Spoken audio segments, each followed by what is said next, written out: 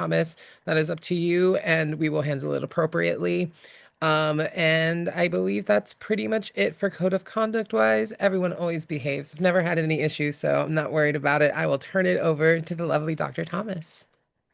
I love that. Don't be the is to the ism. I might have to take that. I like that. I'm glad everybody is here. Thank you. I'm Dr. Shanaea Thomas. Shanaea in this space is just fine because I'm not just going to talk to you as a provider and educator, but I'm going to talk to you also as a patient and a client. I am also a person that receives mental health services and that has been involved in peer support and in group services. And so I think it is not only important for us, especially as like educators and researchers, to think about how we are serving clients, but like what is the experience that we want, particularly as we are and have been clients ourselves. So I am so glad that you all decided to spend your Sunday afternoon with me. I know it is late in a lot of spaces, but I want to make sure. That we are able to have a good time. Ask your questions if you want to ask questions. This is a great space to be able to just get more information. So, I always like to start off and ground ourselves when we are talking about what is going on in the world and how this is affecting us, particularly as LGBTQ folks. I always like to bring James Baldwin in the room and start with his words of thinking about what is our responsibility, not only as providers, but also in community. And let's say first, let's begin by saying that we are living through a very dangerous time. Everyone in this room is in one way or another aware of that. We are in a revolutionary situation, no matter how unpopular that word has become in this country, to any citizens of this country who figures himself, herself, or themselves as responsible, and particularly those of you who deal with the minds and hearts of young people must be prepared to go for broke. It is so ironic that this quote is coming from a talk from 1963 and is still very accurate and applicable today. So I always like to think that when we are talking about the changes that we need to make, the conflict that we're experiencing, particularly within our communities, what do we need to do? And right now is thinking about how can we prepare to go for broke, particularly in this revolutionary situation. So let's get started. This is identity, how identity brings us together, an introduction to identity camaraderie for preventing burnout. Again, I'm Dr. Shanaea Thomas. This space, Dr. Thomas is perfectly fine. You have seen my bio, but I come from many different places. I started out a lot of my work in special education services. This was 20 years ago at Howard University. I became a social worker when I moved here. And it was important for me to be able to think and create trainings around identity because my kids were coming out, or they were at least going through the thought process of who am I? Who can I talk to about this? You know, I'm a girl that likes to wear baggy clothes, or I'm a boy that likes to wear slim fitting clothes. And we just didn't have the words non binary and queer and things like that that kids had access to. And if the kids didn't have access to it, you know, the adults didn't have access to it either. So a lot of my trainings and workshops have been with school providers, mental health providers, healthcare providers in different settings, and just being able to help people understand who people are, how they develop. From Howard University and working after 8 years, I went to Widener University for my degree in human sexuality studies and doing curriculum development. That has led to me becoming a certified sexual health educator. I have worked in academia for 14 years. And so what you are about to see is actually the production. It's actually something that came from my dissertation. I also like to present this because I want queer people to know if you want your information published and out there, and people to see, and people and research that's even based in your experience, it can happen. This is real. And so we'll talk about the different pieces of how does this kind of include, or who does this include with everybody. Hold on, we've got some people waiting at the door. All right. And so I right now, what I'm doing is I'm doing consultant therapeutic services. I still have a pretty small caseload of clients, but mostly I'm doing consultant services and teaching, and loving to come to things like this, to be able to meet a whole new group of people and reach a group of people. So let's get started on what we are talking about. I am so happy that I was at least able to go to different workshops during the time, during the weekend. I wasn't able to be able to sit in anything yesterday at another panel that I had to be on. But on Friday and today, it was nice to sit in and kind of peek in on conversations that people were having. And so what I'm finding out is, yes, this space is not just providers, the space is not just for organizations, but it's also for patients and clients, people who actually access services. And so I love this meme. You're going to also notice there's a superhero theme that goes on here because I like comic books. But I love this meme because sometimes we are really talking about ourselves, right? We're really talking about the issues that I go through, that you go through, and what I have noticed, particularly in my work, especially after 2020, after COVID had hit and COVID is still going on. One thing that I've noticed is that even as a provider, there are some things that I am going through that you all are going through as clients, and there are things that my colleagues are going through that I'm going through. And so we are pointing at each other about when we're experiencing burnout or when we're experiencing something that doesn't feel great or that we're having conflict in, like whose fault is it, right? Who needs to do the work? And the thing is, we all do. We all need to work together. So I'll talk a little bit about the term that I created, identity camaraderie, especially from the concept of as a clinician that's really grounded in grassroots work and thinking about social justice. We love allyship, right? We do. But also, allyship is a process, it's not an identity. So, to be an ally, it's always something that you have to work on over a period of time. But when we are talking about camaraderie, I see you and you see me, right? Like we are in the same space, we are working together, we are talking about some of the same things that we're experiencing in environment. So, I'll talk a little bit over time about how that shows up for folks. But I always like to welcome folks from all experiences in the session because, yes, I am not just talking about the people who are giving the services, but I'm talking about people who are receiving them. Because one thing that I think that organizations need to also remember is that that's also a place where people come in, if they want to do service, right? Especially if you're doing work such as peer support. Peer support comes from the people who are in the community. So if you, as an organization, make me feel like I'm welcome, make me feel like I'm seen, make me feel like my identity is affirmed, then I might just want to work for you, right? I too want to be a peer support worker. So the more that we can be able to refine the system of bringing people in, keeping people safe, and making sure they get what they need, then we'll be able to grow a more robust system of how we give services to the larger community. Thank you very much for starting us off, particularly with group rules and kind of structuring our space. I like to do the same. So I'll just add on top of some of the terms that were stated earlier around how we keep this space safe. For one, I always like to say I like to be trauma focused and intersectional first. This is not just about being a provider, right? This is not just about being a client. It's about thinking about how all the aspects of our identities show up. So whether we're talking about race, ethnicity, class, where you live, right? We are in multitude of states and places and countries right now. So even in thinking about who is included, I want us to start thinking about the different layers of what makes us us. And no matter who you are, you have an identity, right? And that identity is intersectional compared to the other experiences that people have in this room and in this world.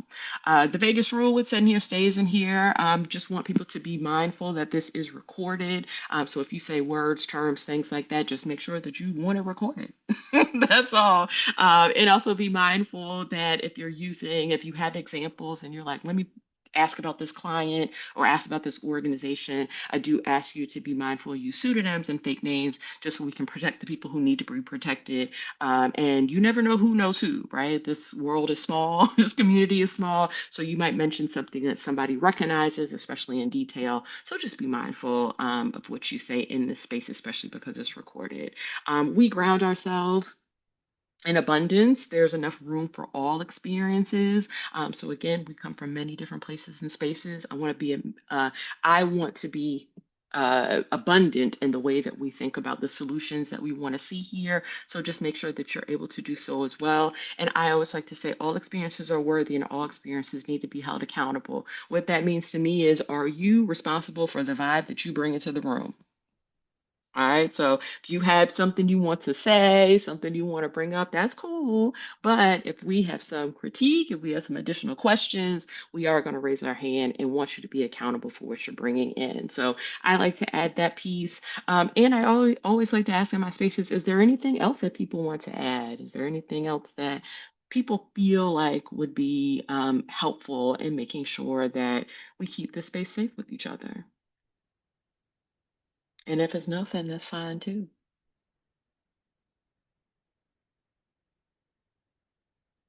Okay, I'm just scrolling through. Thank y'all, people coming in.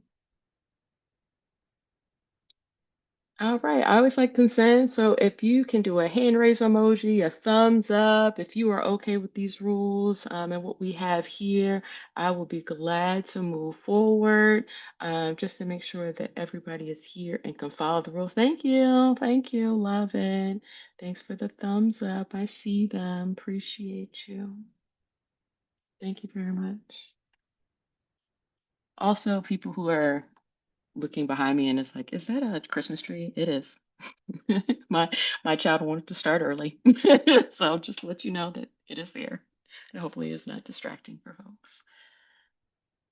All right, great. Let's get started and start talking about our topic for today. I'm pretty sure that you are not ready or willing to talk about Kim Kardashian today, but that's who we're going to start off with.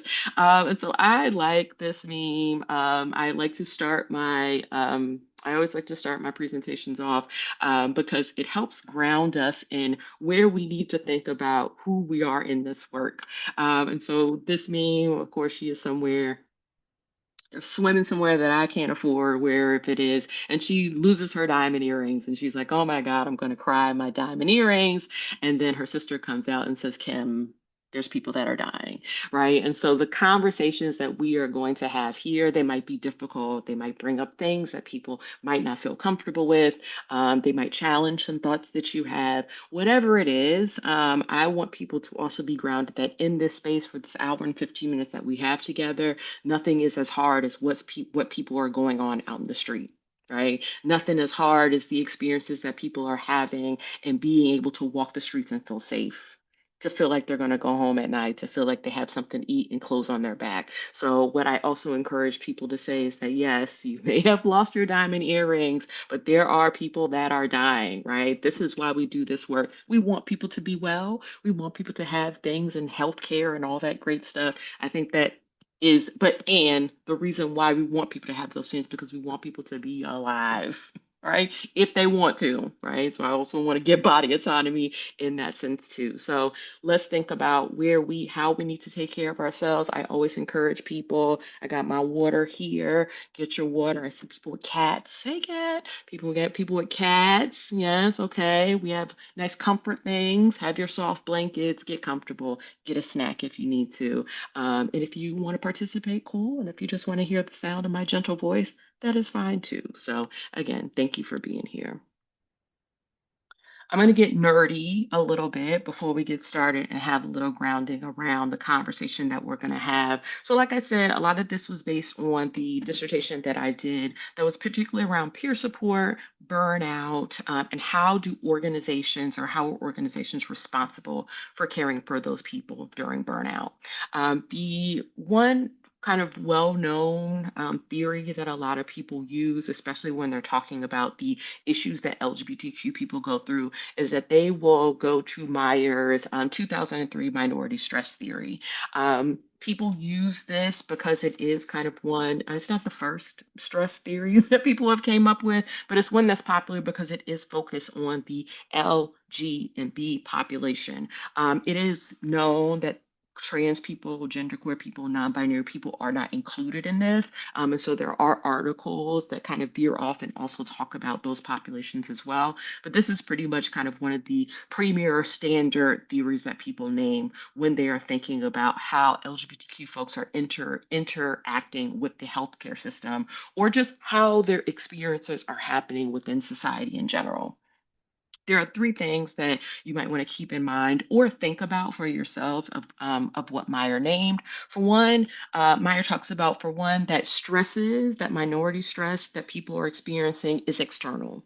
So it's kind of those objectively stressful conditions and events that are chronic and acute. So you going to the doctor and somebody misgendering you, you walking in this, you being able to try to buy a house and they have to go through and find your dead name in order to make sure that your loan can go through. These are the things that happen outside of ourselves that are discriminatory, that are oppressive, and that make us not feel that great and that cause a certain level of stress.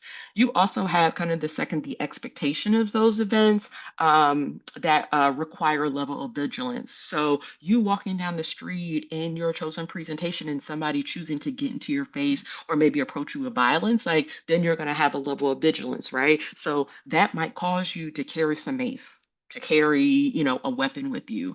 You might avoid going to the doctor because it's just like, I know my stomach hurts, but I would rather my stomach hurt. And this is actually a quote from from my study. I would actually rather my stomach hurt for me to go to the doctor. I don't want to go get misgendered. I want somebody talking about me in a way that doesn't feel great. So thinking about how vigilant it makes us when we are interacting with people who are oppressive and discriminatory, and then also thinking about how do those negative attitudes get internalized? How do we actually start to think, maybe I don't deserve to be here? I know this has actually come up with a lot of my clients, especially earlier this year when those executive orders were coming out, talking about like there are only two genders, male and female, right? And I used to go into work as a non-binary person and say, just to let y'all know, I am not a person today, right? So even now we are seeing these external things that are happening in society and how we are internalizing them and how it's just like, well, maybe it's my fault. Maybe it's something that I'm doing. If all of these people feel this way, if I am an isolated person and only hearing the outside or external voices, it validates something that's in you, right? It's an internal validation. So these are the things that happen. Now, as I was going through my study, I was like, this is fine, but also where are my queer folks at, right? And where is also the concept of these things also change as time goes along. So I also want to offer to maybe my early researchers, people who are interested in different studies, and I think this is actually available free online if you Google the authors or the title, but the temporal intersection minority stress theory adds this another layer of thinking about the time period that we are living in.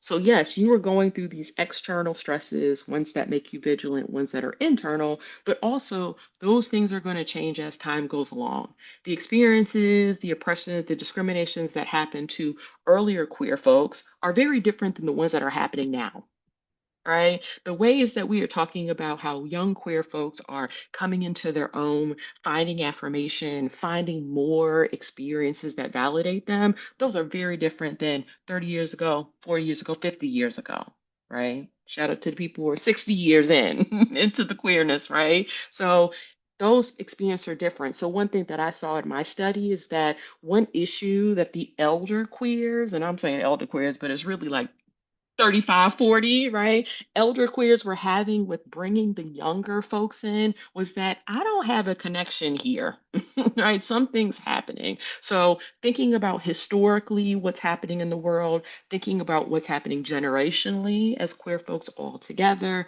but also thinking about what is happening in the timeline of society in general. So, yes, we love old theories, we use them all the time, but also offering a newer theory that might validate the way that we see the experiences that we are having out in the world. This is something that I run through, but I do offer this to you as a resource. I offer this to everybody as a resource, especially when we are talking about the treatment that we are given.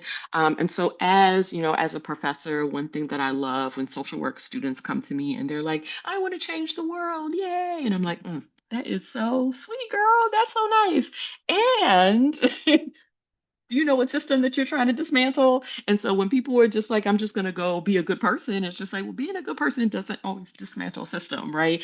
I need to teach you what the system is so you know how to dismantle it. So this is the medical industrial complex. This is a system that that my medical system is built on. And so you can receive this if you want more information. If you Google leaving evidence in Google, there is a WordPress page that is held up or that's monitored by Mia Mingus. If you know Mia Mingus, she is a disability justice activist. And this was a chart that was created by Kara Page and Patty Byrne, rest in peace, who died earlier this year, who were the people who are leading kind of the movement in disability justice, just some of the people, right? I also want to bring in Alice Wong, who passed away not too long ago. These were people who really brought in this concept of we don't leave anybody behind, no matter who they are, what bodies they exist in. And so this chart shows us how we are all connected in the system of how we give care. Up top, we see the things that keep the system moving: power, profit, control, exploitation, ableism, oppression, violence, and trauma. Our system does not work unless we exploit people. Our system does not work unless we have a certain level of profit, right? That's why we're always fighting with pharmacies. That's why we're always fighting. You see the battles that we are having now out in the world. These are the things that keep the system moving. In the middle, you have, well, let's start with the outside. You have the four big buckets within the medical industrial complex: science and medicine, health, safety, and access. These are what we understand the systems to be built on, but really, what we are talking about is when we're thinking about science and medicine, and we're thinking about the medical schools, how people learn, where people are getting their practices from. Is it really geared toward liberation and freedom, or we're gearing toward eugenics? I always like to point that out, especially with the conversation that we're having now with all people on the autism spectrum. Tylenol, right? What studies are we using? What are we learning? If that's true or not? Who's pushing those ideas toward folks? When we're thinking about access, who gets access to care? We're also talking about charity and ableism because insurance is hard. Thank goodness for places such as Plume that give access to care in certain ways, especially in a internet modality or mobile modality. But insurance companies having access to the equipment and services that people need, nonprofits, the way that we raise money, if they don't have it, people don't have it. Right? If people aren't able to raise the money, those folks aren't able to get the services and resources that they need. When we think about safety, we're thinking really about population control. How can we make sure that this small sector of people over here are safe? What do we need to do? Sometimes it requires us to take people and put them in places that they really shouldn't be in. I always like to point out that the prison industrial complex is here too. And when we're talking about health or mental health, the largest mental health facility in this country is the Cooks County Jail. It is Rikers Island. Those are the places where people are getting mental health services the most.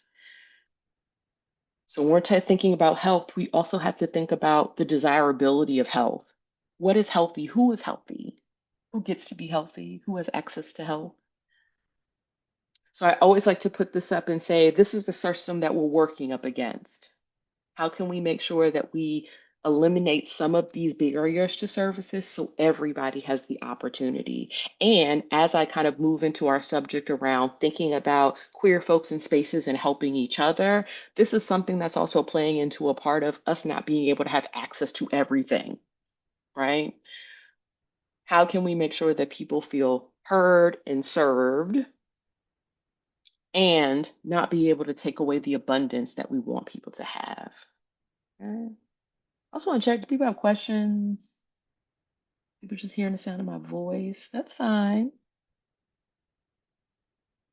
I'm just scrolling through. Okay. If you do, just throw your hand up. All right, let's get to the meat and potatoes of what you're here for. So, when we're thinking about identity, when we're thinking about burnout, how are we making sure that we're keeping each other cared for and safe? So, not only was this my dissertation, I'm publishing it, so it's offered to people, which I think is so important. So, this will be out next year, but I'll tell you a little bit about my dissertation. So, I wanted to find out what was causing burnout, particularly when we're talking about folks who are transgender, queer, and non binary. And so I call it the dedicated and committed because this comes from a study or work from a person who has done work out in the community and really saw that we give extra, right? And we give extra for our folks. And when I say we, I'm talking about queer folks. We like to go to the protests. We like to show up at peer support. We like to do the volunteering, right? We want to put in the extra work for our community. But what I was also finding out, especially with the transition during 2020, not only with COVID, but also thinking about kind of what was happening at the time with George Floyd and all the police shootings at the time, and just looking at the deterioration of trans rights over time, we were starting to burn ourselves out because we were serving our clients and protecting our clients, but we were also going through it ourselves. And I don't think we talk about that enough. Like, this is the work that we are doing now is not just protecting who we are serving, but it's also protecting ourselves. How hard is it to go into work and to wonder, is my insurance still going to cover my gender affirming care? How hard is it to think about the work that I am doing as a director? Am I still going to be seen and respected or protected if I get death threats at my job? What happens if I have a client that comes to me and is also struggling with getting their insurance as well? All of these things start to compound together. So my original purpose of my study is I asked, how does identity play into a part of experiencing burnout, and what is the responsibility of the organization that we work for?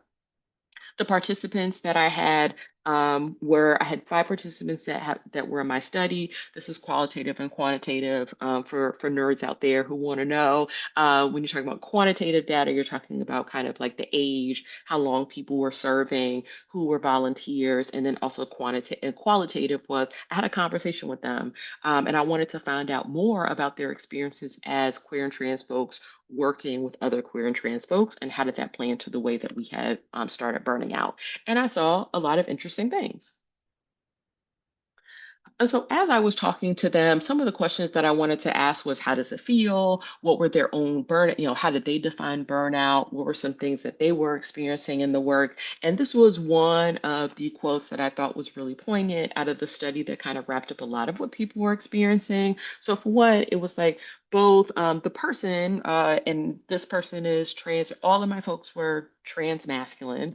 Trans masculine, I had three people who identified as Black, two people identified as white, and one person out of that group that identified was straight.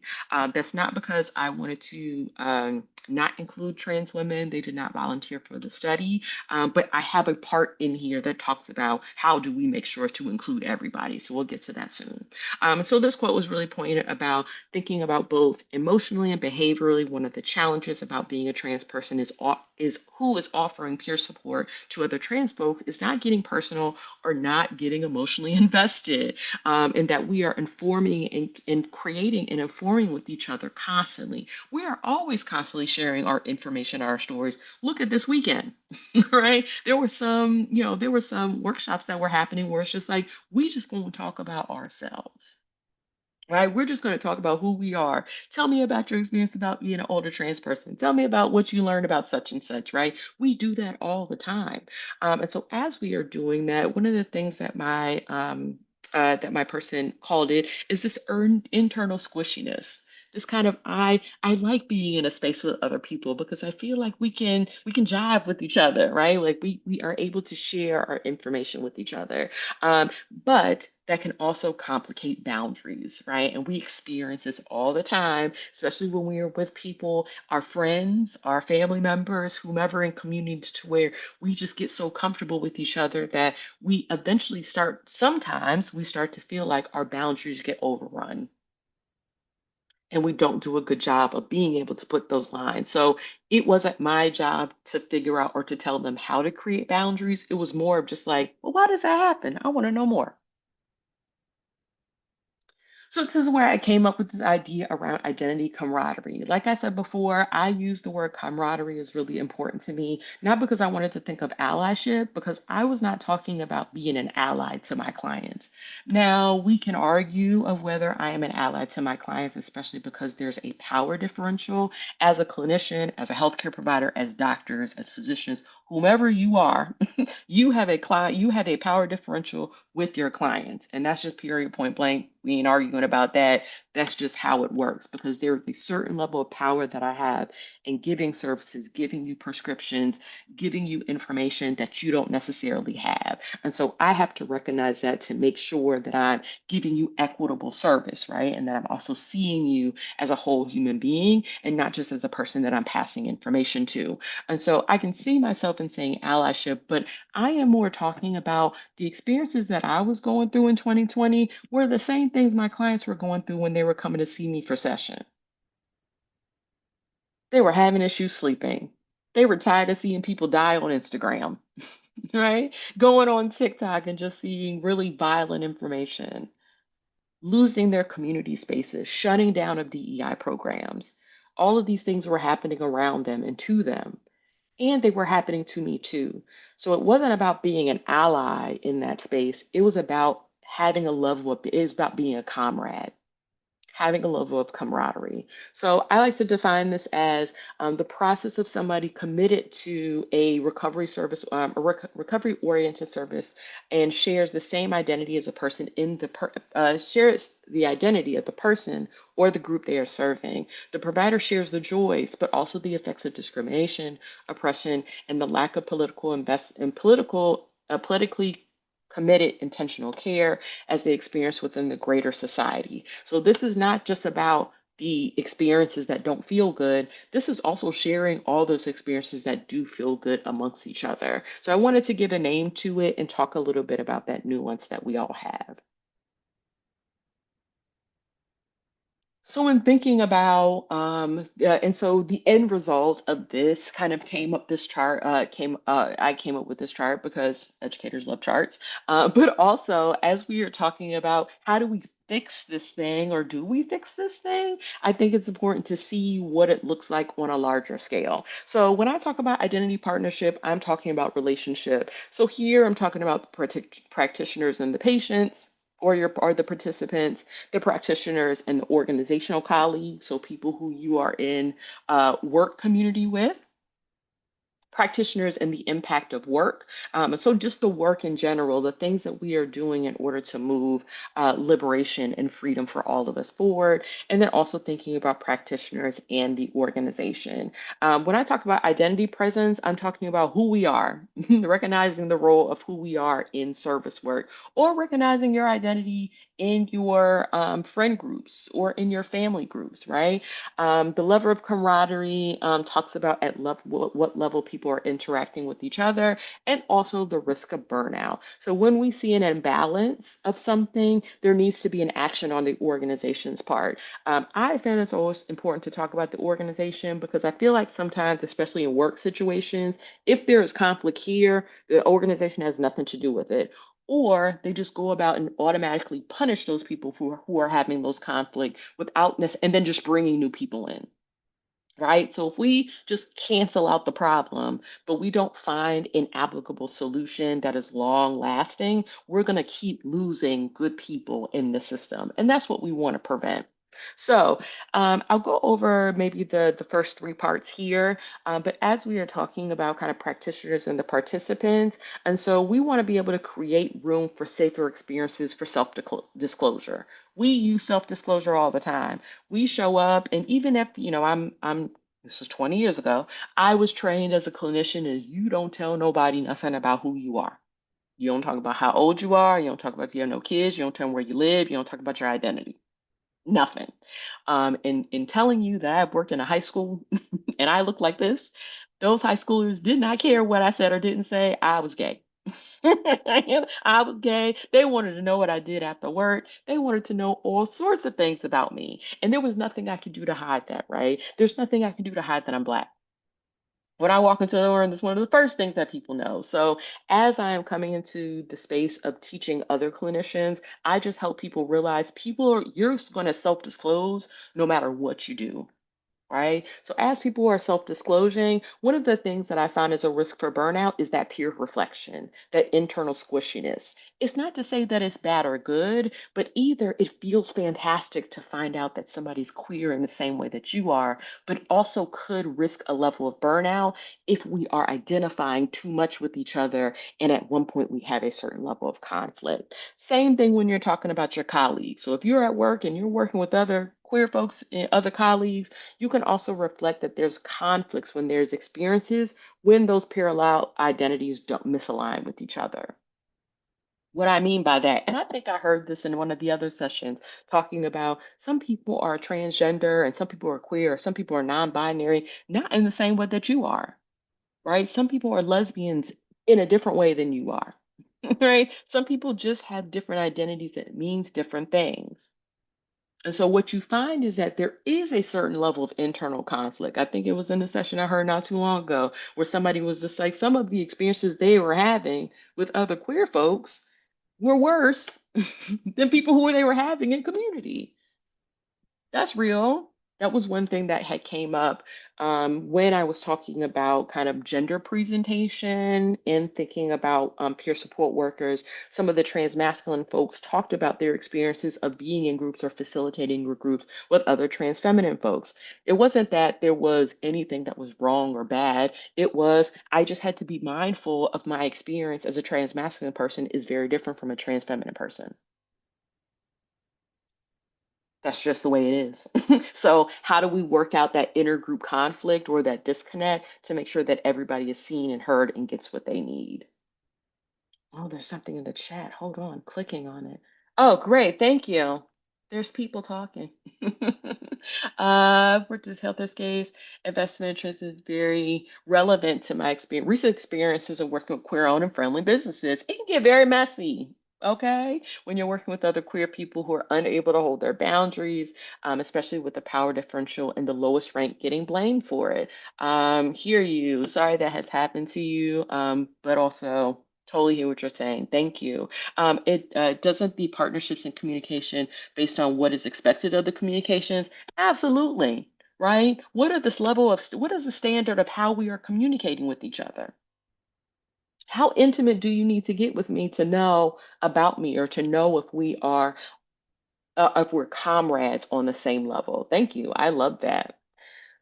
Then that leads to us in thinking about the work. I think the level of communication is a part of the work. I see it in the comments. Sorry. I mean, wanting to become something beyond a friend, right? Especially if you're in peer support. In when you're a licensed clinician and you have certain boundaries, especially clinical boundaries, that looks different, right? But here in talking about peer support, I really value thinking and talking with them because there is a level of like licensure that is erased from there. I'm talking to people, I'm literally talking about my recovery experience with other people who are recovering, right? I'm sharing intimate details about myself in order to build community with them.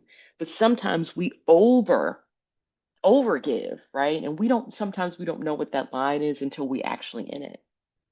That again goes back to thinking about the work and how we uplift the importance of honoring those layered experiences. And sometimes for the peer support workers, a point of their burnout was kind of this feeling of obligation. I have to show up. I had some people here in my study. I had two people in my study. They were transitioning for at least 10 years, medically transitioning, medically, socially transitioning for 10 years. And so they were feeling, and one of those folks were Black.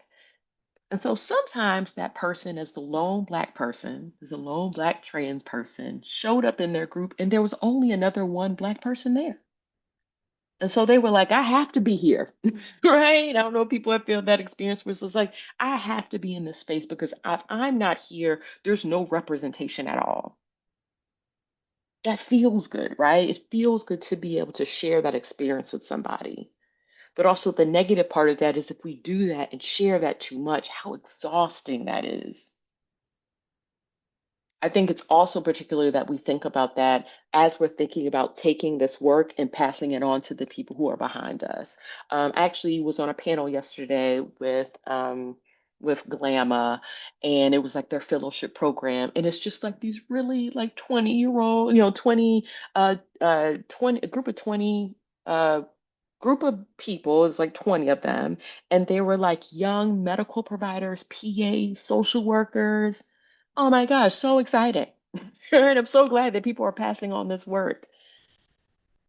And some of their comments were just like, I'm here because nobody was here for me. There were first generation providers who were just like, I'm the first in my family to become a doctor. And I have to show up and I have to present like this because if I don't do it, who's going to do it? How much pressure that is for all of us to be the only one, right? Thank goodness that we have the level to be able to do that. But even in camaraderie, it's so exhausting in the end. And so, how do we make sure we take care of ourselves in that way? Do you think that Latinx or Asian person will feel the same constraints as POC? Well, I consider those folks as POC. Just that's where I'm coming from. So yes, I feel like it, yes, I feel like those things happen. If you are not a part of the main system that gets, so in my study or in my book rather, I know people use the word marginalized people, and I'm going to respect that because that's the language, the shared language that we're using. But the language that I was using in my book was people who are not socially and politically invested in and financially invested in. So if you're not socially, politically, or socially invested in, I consider you a part of this group. If people are not intentionally giving money towards your group of people or cutting your people out or telling that your people are garbage and you need to go back to where you came from, this is for you. So I include those people in that group. So, yeah, so taking this chart again, thinking about the exhaustion that we experience as we are moving through taking care of each other, right? Like this is community care. And so I I have seen the comment of like, we come in and we need to do this work. This is how we take care of ourselves, but I never see the nuance, right? And so I feel like this is a little nuance of what are we going through when we are actually talking about burnout. I'll point this out and I won't go through it too deeply, but these were the recommendations that I had made in my book around the organizations, but something we all should be mindful of and consider when we are working with populations that are very similar to our own. For one, I think we should always think about the effects of the world issues. Always think about the effects of the world at all times. Again, thinking about the time periods that we are living in, what is happening on TV in Instagram, on TikTok, in real world, how is that affecting us? Instilling these routines of self-care. I have two tools that I'll pass along to you that I think are helpful. Also challenging the structure as practitioners, challenging the structure of elevated administrative roles and responsibilities. Us as direct service providers should also be making the decisions in the organization. I don't know how people feel about that. But I do feel like people here should listen to the people who are right here, who are actually doing the work, right? Configuring shared identities in groups and the needed in-group support. Again, just because we trans does not mean that we are all seeing being trans in the same way. So how can we better think about the way that we're constructing groups? Does your group need to be, hey, this is a group for transmasculine folks, or do we need to also structure a group that's here are transmasculine folks who are early in their transition? Here are transmasculine folks who are later in life. Here are trans masculine folks who don't want to medically transition, but they want to socially transition, right? There are different sects of people within groups. Let's consider that as we're constructing groups and support spaces. Tangible rewards and support funds. I always like to joke that, especially, I worked in healthcare, and I always like to joke that tangible rewards still work for me. I love a good t-shirt. I have all my organizational t-shirts still. I love them. I love a good pizza party. Okay. It doesn't need to be the only thing. Give me more. But I really do love and enjoy when I have a symbol of the work that I did. Supporting around the transition from in-person or online. Thank goodness again for places such as Plume, where we're offering online services, but helping people to be able to navigate not only people who are working, but the clients around making sure you have that smooth transition, constant supervision and mentorship, but also continuing to support programmatic and emotional education. Okay. I'm going to make sure that go through because I want to make sure that we have some time for questions and comments. This leads kind of lastly to my ending point. So one of the things that I didn't share in the beginning is that I'm a grief counselor, it's one of the parts of my work that I absolutely love and enjoy. I'm a death doula, so I help people cross on the other side. I help people process their grief. I help people support people when they need to go to funerals, things like that. I've also worked in a morgue for 2 years in DC, and that was a very enriching part of my clinical experience. When people ask me what is the number one thing that I interact with or the number one thing that I deal with in my practice, I always say grief and loss.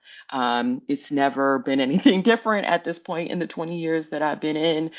It's always and for me, it's always the transition.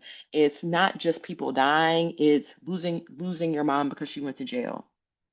It's having to move from a home that you've known, especially in thinking about my folks in DC. It's having to move your home because you get priced out. And so now you have to go live somewhere else.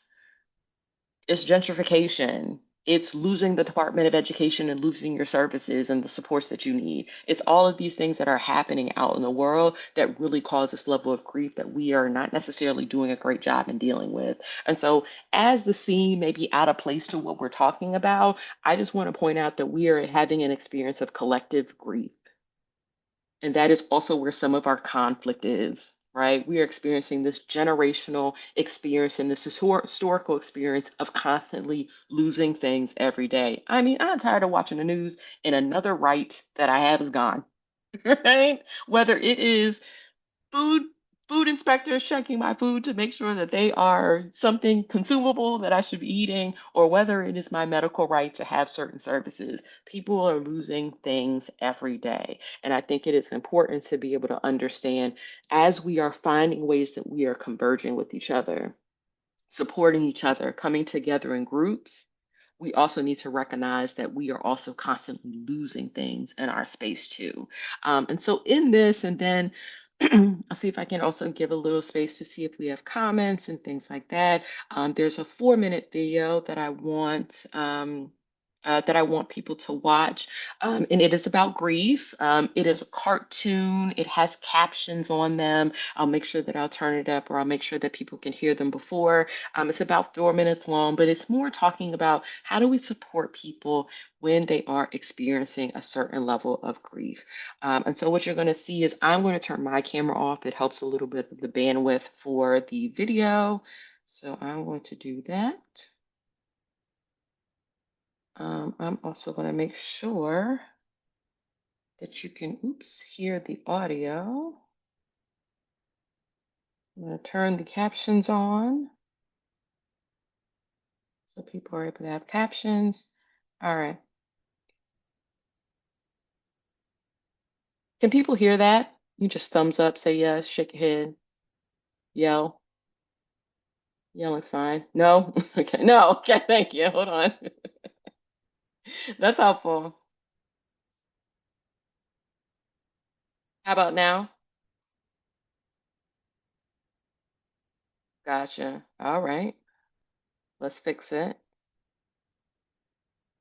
Who can share? Everybody.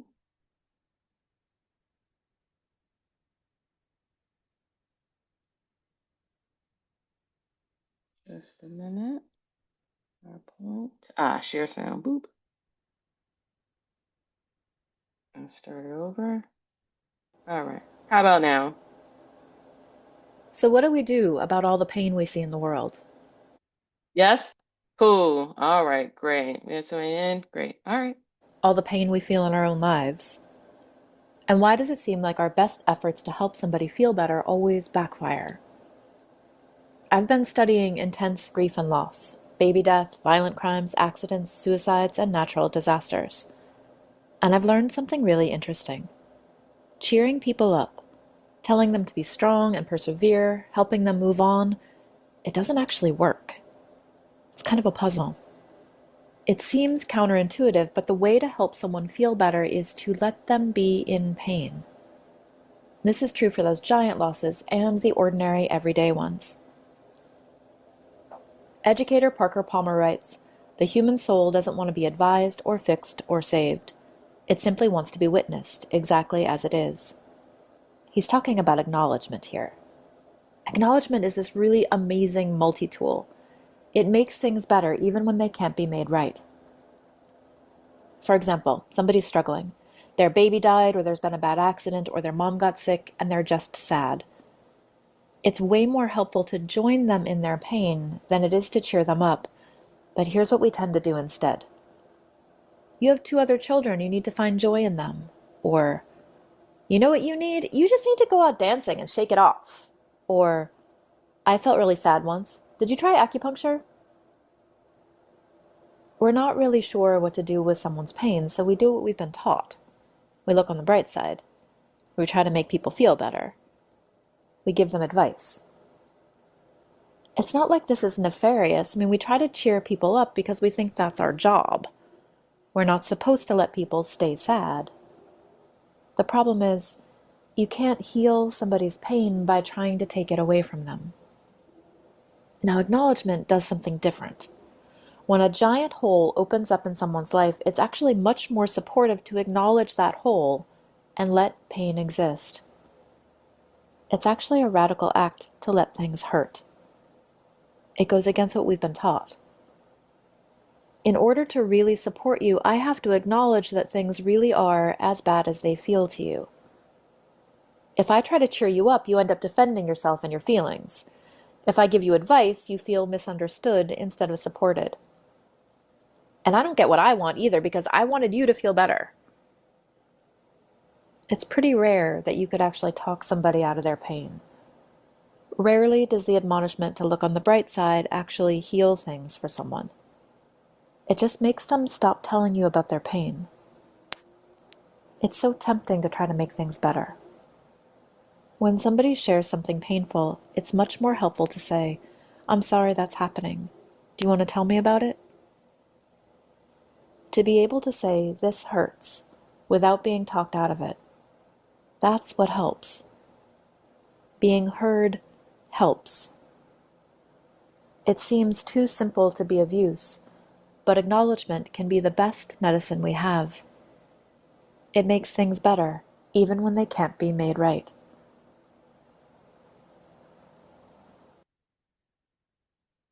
All right, up there. I always love that. It's really beautiful. All right, I always like to have an intentional pause.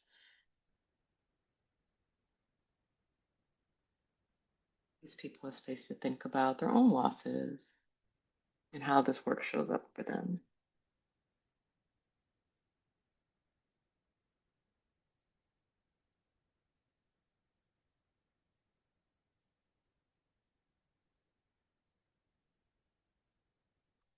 Some tools I want to pass on to you in thinking about how your own grief may show up, especially during this time period.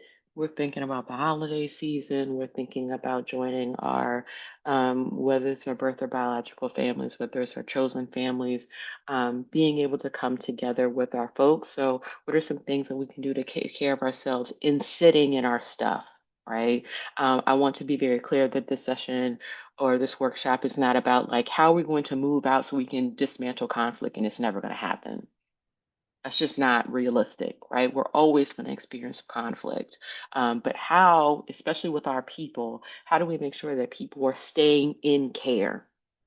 For me, that's intersectionality. It's not just about what's happening on ground, it's about the systems that people have that keep them access to services and resources But how can we make sure that we are caring for ourselves when things that are happening outside, externally, are affecting our ability to be able to access those services? So, one thing that I offer is kind of centering self care for all of us, no matter who you are. I've broken this up in different ways, and you think about how you want to apply it to you.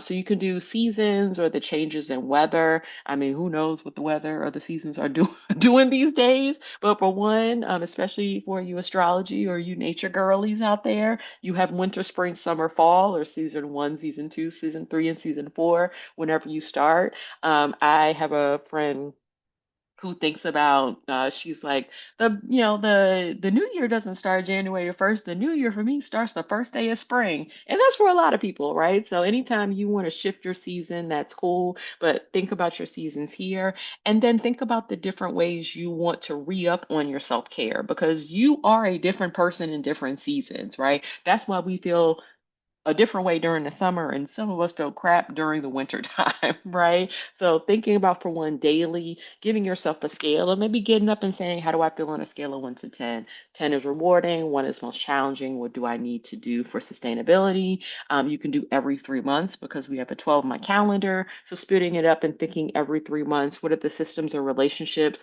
I need to put in place in order to make sure that I'm accountable for how I show up to my community and to other people and to myself? And then also every year, how are the systems that I put in place? Are they keeping me accountable? Are they helping me evolve? Are they helping me move forward? So whether you want to split this in how you do your journal, whether you want to get a group of people and put it on your calendar, however you want to do it, this is something that I offer. I learned this. I had a client that during the summertime would thrive. Go outside, work out, take walks. It was wonderful. And then during the wintertime, she was just like, I feel like crap because I cannot do my regular things that I'm used to. And I said, well, we can't use the same self care tools during the summer and the spring that we have in the winter and fall. So every year we make sure to re up on what feels good to her, what works, in order to make sure that she feels care throughout the seasons and not just the slump that happens during the winter time for a lot of us. This is another tool that I'll pass on before I'll take any questions or comments. It's really about community assessment and accountability. So, planning ahead. I am a social worker and I love a good safety plan. So, I like to plan for what goes wrong. Right? That what makes me feel safe. If I know what can go wrong and what is my backup plan, I'll be able to make sure that I can plan so I can be able to feel confident in being able to move forward. Anybody can use this. This comes from the Bay Area Transformative Justice Collective. Again, Mia Mingus was very imperative in building this. So in the middle, in that gray area, that is you. So you can put yourself in the middle. The outside has these solid circles on the outside. Those are places that are your booze, they're your friends, they're your, living partners, they're your roommates. Those are the people who you want to know your business. You put those people in those circles. Those are the people who, if you have an emergency, these are the people that I want you to call. And you can put their names, their addresses, their phone numbers, who has your pharmacy medication. If you're not able to get to it, what is the local doctor or hospital that you go to? These are the people who know that.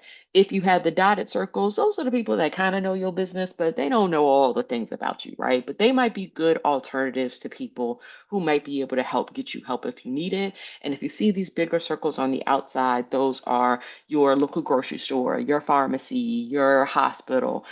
Those are the systems that people who are in the dark circles or the dotted circles would contact if you need something. So I always like to think about, if we're going to continue to be in community with each other, we have to figure out how to be appropriately, how to be intimate with each other to make sure that we're able to call each other when we need each other, but also recognizing when things get too much and we feel a certain level of burnout. Okay. And lastly, and kind of ending before I take questions, I also like to end our conversation and thinking about, especially the recent death of Shada Shakur. It is our duty to fight for our freedom. It is our duty to win.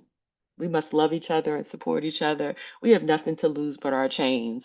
Sort of in the same vein of thinking about Kim Kardashian and we have lost our earrings. it is also time for us to step up and figure out different ways to be in community with each other.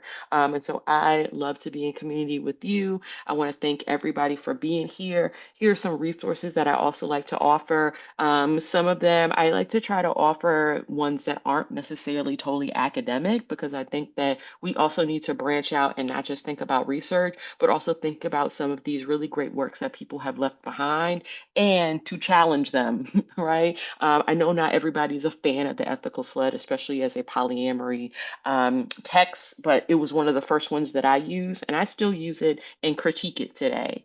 Bell Hooks has a great series about all about love, and even though she does talk in there about queer love, and she talks about queer love in there. There's a three-book series that talks about the different types of love that I think also challenges the way that we think about the way we're in community with each other. Dean Spade just come out with this book not too long ago that talks about community and building relationships, and then also offering a polyamory devotional for my poly folks out there who want to think about what are consciously on a daily basis, how do we make sure that we're caring for each other? And if you're interested in following my work and want to know more, I think all of my information is on the Plume site, but also wanted to put my email address up here. And so glad to be here and spend this afternoon with you. I know that we have about 12 more minutes left, so I'm going to shut the PowerPoint down and open particularly the chat up. Come on, Polly Power. All right. There's a Winnie Pooh cartoon that makes you think about this. Yes, preferring for a time of the year. Absolutely. Oh, you're welcome, Charlene. Thank you for being here. And thank you for holding the space and offering your expertise. Would you talk more about critiquing around the ethical slut? Sure. It's nothing. I mean, don't go out here. Don't go to Judy and them talking about, I talked about them. But I will say that in the beginning, so the one that I showed you, I think is like the third edition. I started out with the first edition, of course, and some of the critiques that we have heard over the years have been about the lack of conversations about people who are Black and of color, and not necessarily adding in these layers of identity when we are talking about polyamorous relationships. And so, with that being missing, it is the way that I experience life as a polyamorous person is very different the way that it works for white people, right? Very different for the way that it works for people who are people of color. So that was one of the critiques. It's just not. I mean, it's by two white people. I mean, you can't help it. If you're a white person, you can't always come from the perspective of a person that you don't share, right? And so over time, there have been other resources that have been offered. So the book that I showed you, the polyamorous devotional, that is by a Black queer person, which I think is awesome. Tristan Tormino also writes a book, and I can't remember the name off the top of my head. If somebody else knows, but there is plenty of books now that people are coming out that talk about polyamory from different perspectives. And from somebody who has read some of these texts, I think the comparison that you see here is like you're talking about access, you're talking about finances, you're talking, there are a lot of people who are just like, yeah, I live with all my partners, or my partner has a house here, and we share children, and we went to the law, and this person adopted such and such. I think that's great. I don't think that all of us, particularly as Black and people of color, have the same access to the system that white folks have, right? And that's just a fact. So yes, I hope that answered your question. I don't discourage you using those books. I definitely encourage you to critique them and take what is useful and leave behind what is not. So, all right.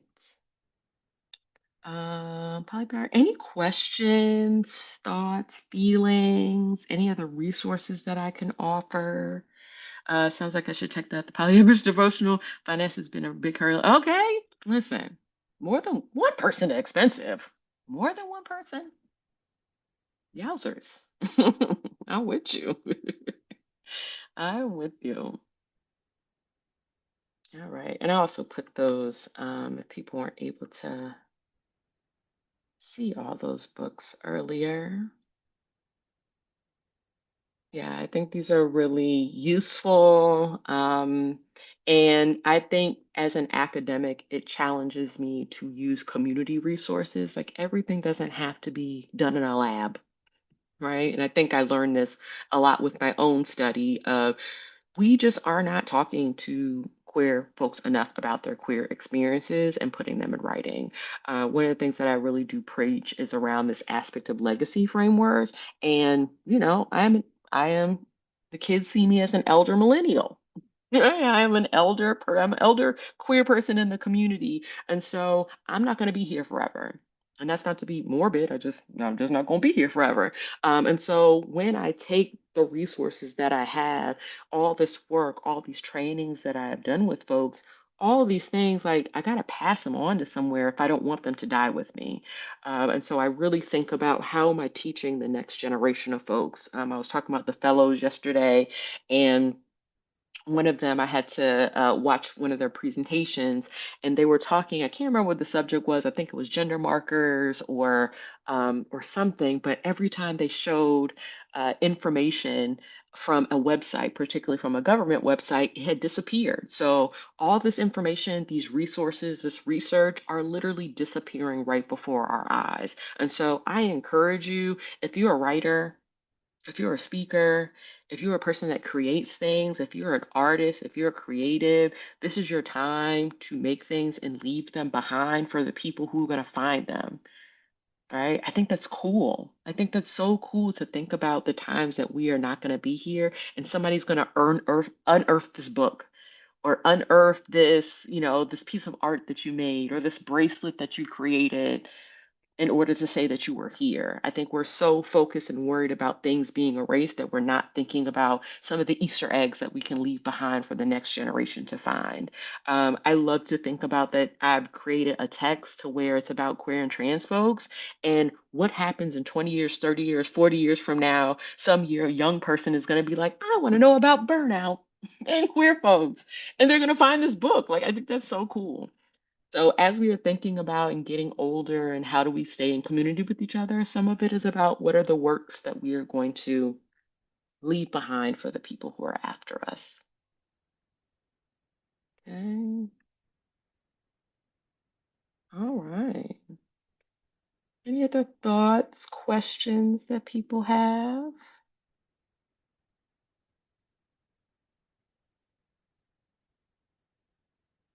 Somebody asked about my morgue work. Those some of the most transformative work that I've ever done working at the morgue. Since we have a time, a little bit about that. So I work in support. I work in support an organization called the Went Center for Loss and Healing in Washington D.C. I started there because I was doing children's groups and working with them around grief and loss. They have a camp every year that works with children who are 5 through 18. And then we used to have a unit in the morgue in DC where we would help people identify bodies there. So people would identify bodies by photos, it's not like TV, it's not how you go in, you're like, oh my God, my Aunt Sally. It is, we show you a photo and you're like, is this Aunt Sally? So it was interesting because you just never know how people are going to react when you turn that photo over. You just never know, no matter how much you prepare them, no matter how much I prepare myself, I just never knew how people were going to um, come into their experience of understanding that the loved one was no longer there. And I'll tell a quick story related kind of this subject and thinking about queer folks and not necessarily being able to claim our own. So I do remember one of the first people that came in to do an ID by photo was this gentleman who came in, and we know us, we know when queer folks come into the room and we just recognize who we are. And I remember the photo that I had was of a young woman, but from what I knew, that this person had identified as trans feminine, and that was just from the information that the police and everybody gave me before.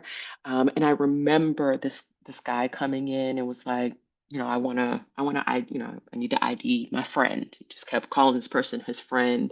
And I was like, sure, come on in. We had a conversation. When's the last time you seen this person? X, Y, and Z. And one of the things that we do in the space is we talk about what the photo looks like. You're going to see her. You're going to see her face. Want to turn the photo over. Once you get the positive ID, we'll make sure that you can sign on the back, and we can able to have her death certificate processed. So he's like, okay, said regular thing. But he's like, okay, let's do it. I turn the photo over and you can see his face change. And you can see just their story run across his face. And it went from like disbelief to like a calm to like sadness. And I remember him looking at me and he says, that's not her. I can't identify her. And I was like, "Ooh." I was like, are you sure? Like, I go through the information. I'm like, this obviously to me is a person who you know and have had intimacy with. But I think that there was just so much conflict in his identity and how he wanted to claim this person. And he was afraid of having his name on that death certificate that he actually walked out and did not sign for her. And I thought that that was so sad that we live in a world to where we can't claim each other even after we're no longer here. And so I always tell my folks to, in community, as we're alive, like find somebody to claim you, claim somebody, be family, be community to somebody, even as we are living in a world that's very isolated. We're very inside. We're not, interacting with people face to face. Be mindful of uh, who you know. Be mindful of how we take care of ourselves. Fill out that pod mapping sheet in order to make sure that we can, especially as queer and trans folks, have somebody that can say, like, that's my person, and be brave enough to claim them, especially in a world that we live in today. So, thanks for asking. And anybody, like I said, you can email me and ask me any information about how to get into morgue work, how to get into death and grief work. A great organization, too, that I'll recommend going with Grace. If you're familiar with that organization, they're awesome. But that's where you can also be trained to be a death doula. And I think it is very important work to think about how we help our folks transition from one place to another, whether it's death or otherwise. So, yeah, that. Oh, I got somebody in the room. And that is all. I appreciate everybody being here. Any last minute questions while we have 2 minutes?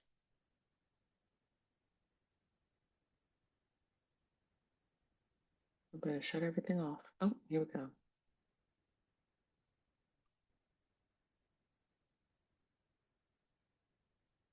All right. Okay. Well, again, I appreciate you. Thank you for being here. I know y'all have one more session. Y'all have hung in there so long.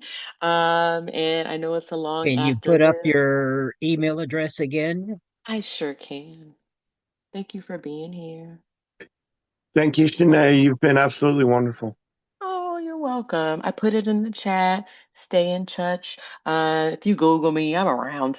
I'm around. I'm accessible because we are in a room together. We are all colleagues, right? We're comrades. So let's do this work together. If you all need anything, I am here. So thank you. I'm going to shut things down so you can move on to your next session. Take care.